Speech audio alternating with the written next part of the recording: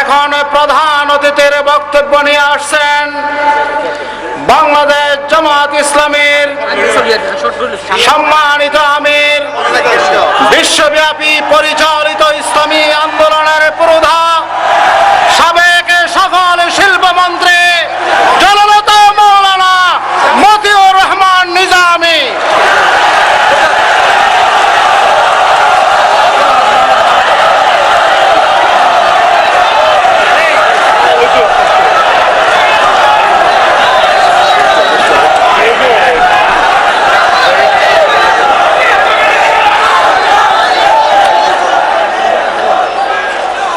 আলহামদুলিল্লাহ রাব্বিল আলামিন, আসসালাতু ওয়াসসালামু আলা সাইয়্যিদিল মুরসালিন ওয়া আলা আলিহি ওয়া সাহবিহি আজমাইন ওয়া আলা আল্লাযীনা ইত্তাবাউহুম বিইহসানিন ইলা ইয়াউমিদ্দিন। ঐতিহাসিক লালদিঘি ময়দানের আজকের এই সমাবেশের স্নেহাস্পদ সভাপতি, মঞ্চে উপবিষ্ট জাতীয় স্থানীয় পর্যায়ের নেতৃবৃন্দ, ইসলামের প্রবেশদ্বার বীর চট্টলার সংগ্রামী ভাইয়েরা, আসসালামু আলাইকুম ওয়া রাহমাতুল্লাহি ওয়া বারাকাতুহু। প্রিয় ভাইয়েরা, আমি আজকে বক্তৃতা করতে আসিনি। ইসলামের প্রবেশদ্বার, যেই মাটি থেকে শহীদ প্রেসিডেন্ট জিয়াউর রহমান স্বাধীনতার ঘোষণা দিয়েছিলেন, যেই মাটি থেকে বারবার গণতান্ত্রিক আন্দোলন এবং ইসলামের পক্ষে আওয়াজ উঠেছে, সেই এলাকাবাসীর মতামত আমি জানতে চাইব বর্তমান প্রেক্ষাপটে কয়েকটি বিষয়। প্রিয় ভাইয়েরা, আমাদের এই প্রিয় জন্মভূমি বাংলাদেশের দেশ সহ দুনিয়ার যে কোনো দেশের স্বাধীনতা সার্বভৌমত্ব সংরক্ষণের বিষয়টি দুইটি জিনিসের উপরে নির্ভর করে। একটি হলো সামরিক শক্তি গড়ে তোলা, আর একটি হলো আদর্শিক সাংস্কৃতিক সীমানা রক্ষা তথা প্রতিরক্ষার জন্যে শিক্ষা সংস্কৃতির যথাযথ ব্যবস্থা রক্ষা করা। প্রিয় ভাইয়েরা, আওয়ামী লীগ সরকারের সরকার পরিচালনার মেয়াদ 1 বছর পার হয়েছে। ক্ষমতায় কিভাবে এসেছেন আমরা এটা বলতে চাই না। ডিজিটাল কায়দায় কে কাকে কিভাবে ক্ষমতায় এনেছেন, জনতার রায়কে কিভাবে বদলিয়ে দেওয়া হয়েছে, সেগুলো আমরা বলতে চাই না। 2001-এ তারা পরাজিত হওয়ার পরে পার্লামেন্টে যাননি।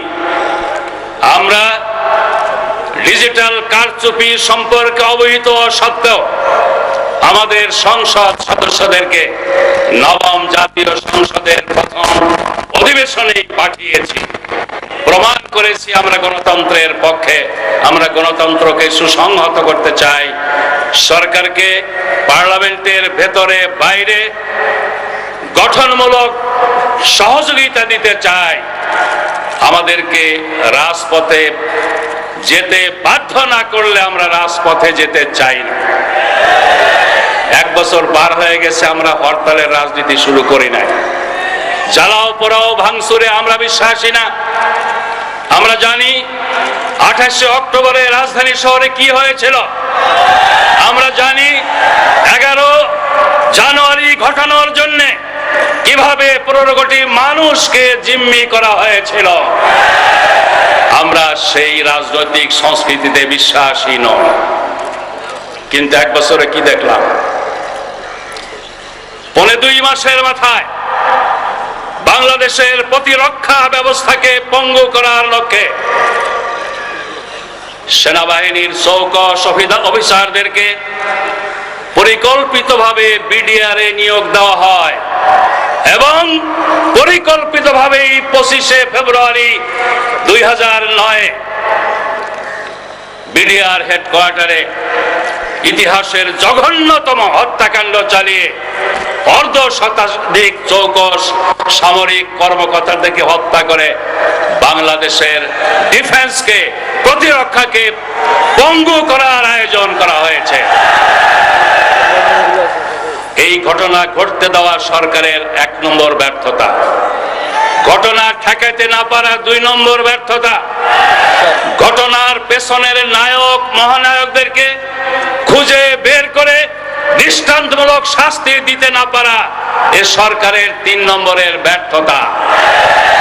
সেনাবাহিনীর তদন্ত রিপোর্ট ফ্রিজে রেখে দেওয়া হয়েছে। সরকারের নিজস্ব তদন্তর সবটা প্রকাশ করা হয়নি। আপনারা কি এই হত্যাকাণ্ড এভাবে ধামাচাপা দেওয়া হোক এটা পছন্দ করতে পারেন? মেনে নিতে পারেন? প্রিয় ভাইয়েরা, এই বিচার না করা, তদন্ত রিপোর্ট জনসমক্ষে প্রকাশ না করা সরকারের আরেকটি ব্যর্থতা এবং সরকার সম্পর্কে জনমনে সন্দেহ সংশয় সৃষ্টি এই পথ ধরেই হচ্ছে। জন্য সরকার দেয়, আমরা সন্দেহ সংশয় সৃষ্টি করতে চাই না। আমাদের ডিফেন্সের দ্বিতীয় ভিত্তি এদেশের গণমানুষের ইসলামী চেতনা। যে ইসলামী চেতনা লালন করা হয় ইসলামী শিক্ষা প্রতিষ্ঠানে, এই ইসলামী শিক্ষা ব্যবস্থার মাধ্যমে। এই সরকার যাত্রা লগ্নে ইসলামে যাদের বিশ্বাস নেই এমন লোকদের দিয়ে কমিশন করে ধর্মহীন শিক্ষা ব্যবস্থা চাপিয়ে দেওয়ার উদ্যোগ নিয়েছে।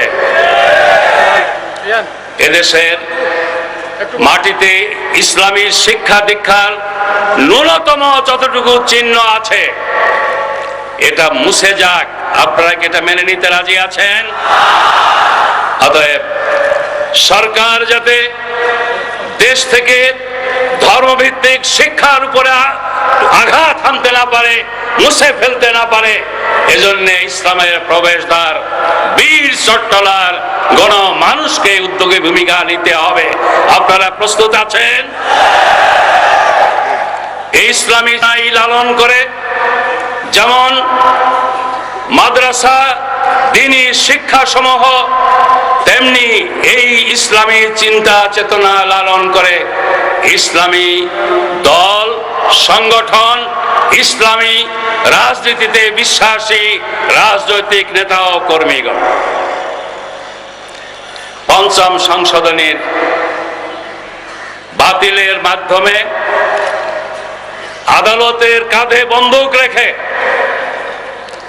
এই দেশ থেকে ধর্মভিত্তিক রাজনীতি উৎখাত করার আয়োজন চলছে। পঞ্চম সংশোধনী আকাশ থেকে নেমে আসেনি। পঞ্চম সংশোধনীর পটভূমি ৭৫-এর ৭ই নভেম্বরে সিপাহী জনতার একাত্মতার মাধ্যমে স্বতঃস্ফূর্তভাবে সৃষ্টি হওয়া গণ অভ্যুত্থান।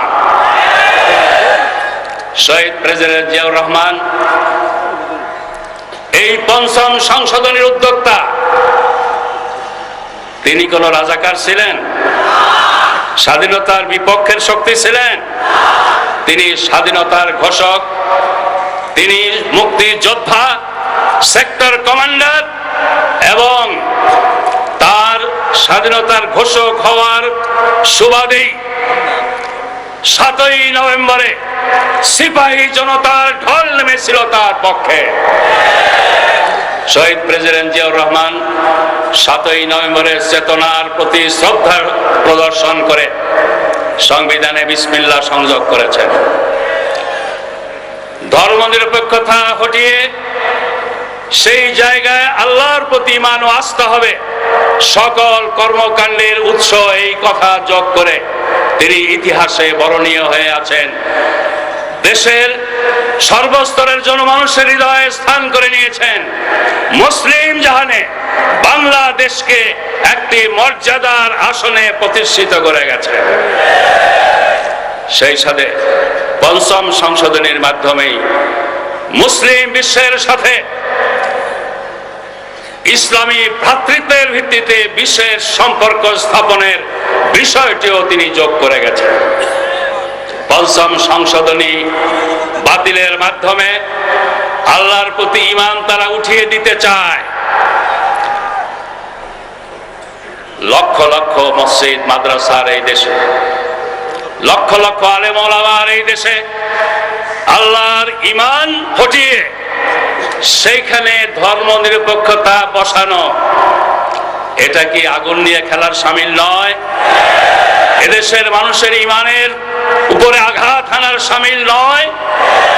এই দায়িত্বহীন কাণ্ডজ্ঞানহীন কাজ করা থেকে মাননীয় প্রধানমন্ত্রী তার সরকারকে বিরত রাখবেন, আমরা এটাই তার কাছে আশা করতে চাই। আমি বলছিলাম পঞ্চম সংশোধনী আকাশ থেকে আসেনি, এর পেছনের বড় পটভূমি এদেশের সিপাহী জনতার স্বতঃস্ফূর্ত গণ অভ্যুত্থান। এরপরে রেফারেন্ডামের মাধ্যমে জনগণ এটার সাথে একাত্মতা ঘোষণা করেছেন, সমর্থন দিয়েছেন।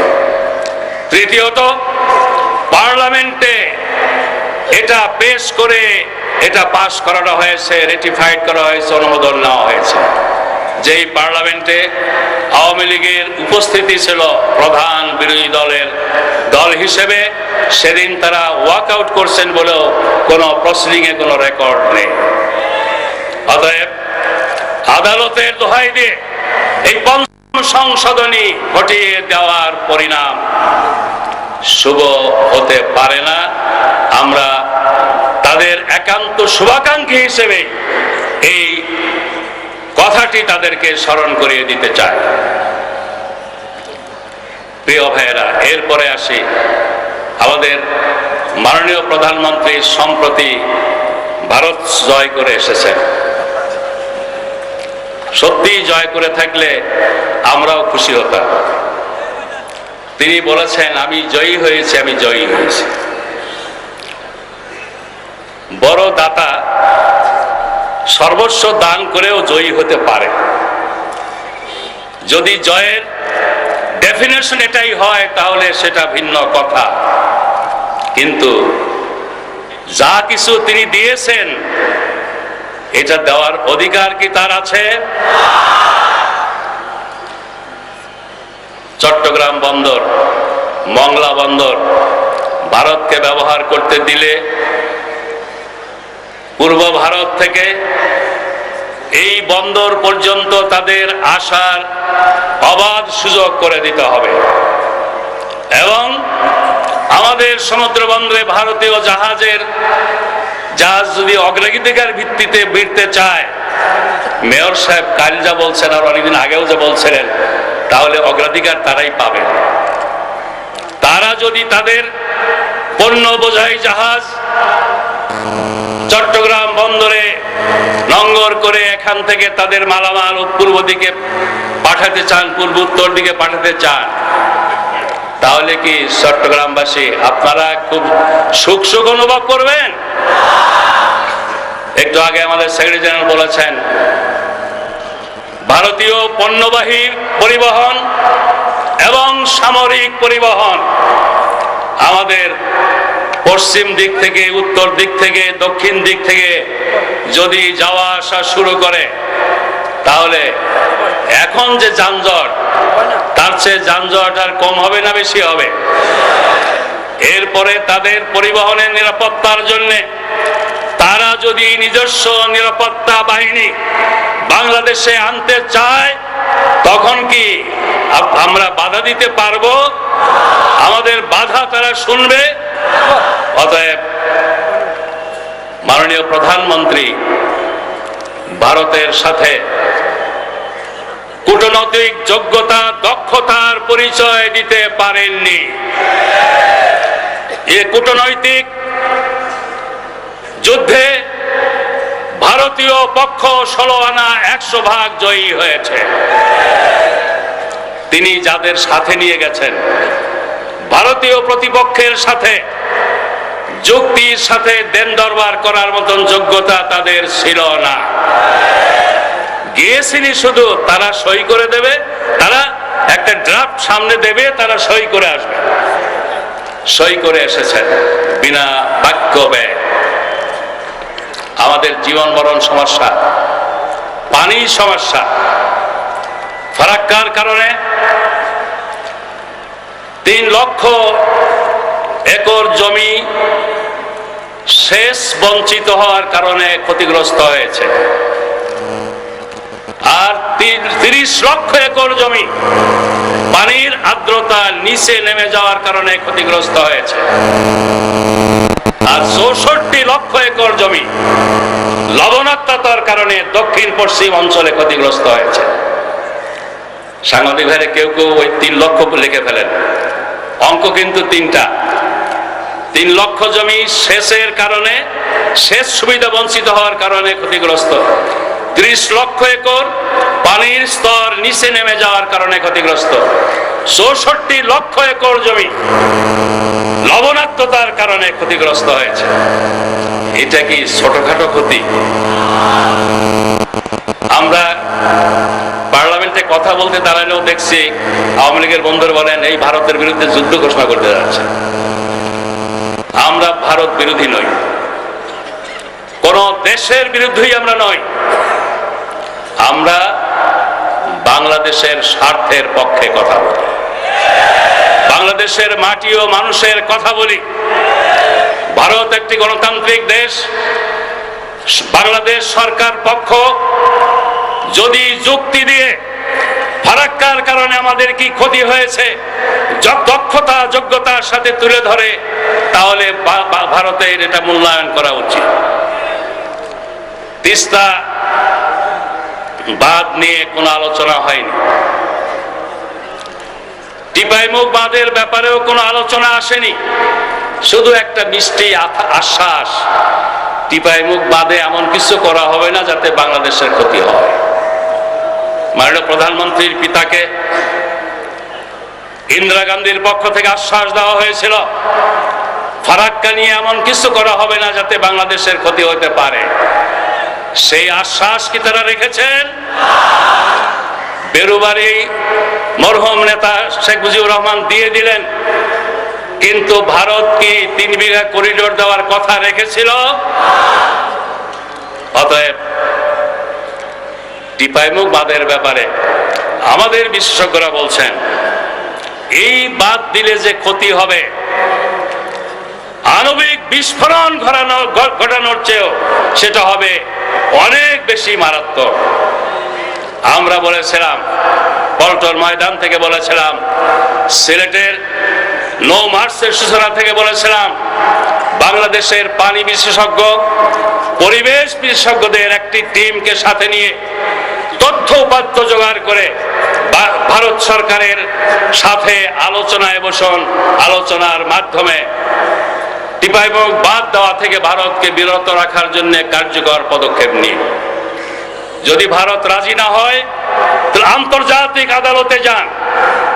ফারাক্কা বাঁধ চালু করা হয়েছিল পরীক্ষামূলকভাবে, কিন্তু এই পরীক্ষার শেষ হয়নি। 77-এ শহীদ প্রেসিডেন্ট জিয়াউর রহমান সাহেব জাতিসংঘে ইস্যু নিয়ে যাওয়ার কারণে 77-এই বাংলাদেশ সরকারের সাথে ভারত সরকার জাতিসংঘে দেওয়া ওয়াদা মোতাবেক দ্বিপাক্ষিক আলোচনার মাধ্যমে গ্যারান্টি ক্লজ সহ ফারাক্কা একটা চুক্তিতে এসেছিলেন। মাননীয় প্রধানমন্ত্রীকে বলতে চাই, তিনি 97-তে একটা চুক্তি করেছিলেন ভারতের সাথে, ফারাক্কা চুক্তি 30 বছরের লম্বা মেয়াদের একটি চুক্তি। সেই চুক্তি অনুযায়ী 97 থেকে পর্যন্ত আমরা কি কোনো 1 বছরও পানি পেয়েছি? আমি কুষ্টিয়ার এক বক্তৃতায় বলছিলাম, গড়াই নদী পদ্মা থেকেই গড়ে পানি যায়, এই ফারাক্কা চুক্তির পরে পদ্মা নদী থেকে এক ফোঁটা পানিও কি গড়াই নদীতে গড়িয়ে আসছে? আসেনি। গড়াই নদী শেষ হয়ে গেছে, গঙ্গা কপোতাক্ষ প্রজেক্ট বিকল হয়ে গিয়েছে। প্রিয় ভাইয়েরা, বলছিলাম আমরা ভারতের বিরোধিতা করতে চাই না। আমরা ভারতের সাথে সমমর্যাদায় বন্ধু সুলভ আচরণ চাই।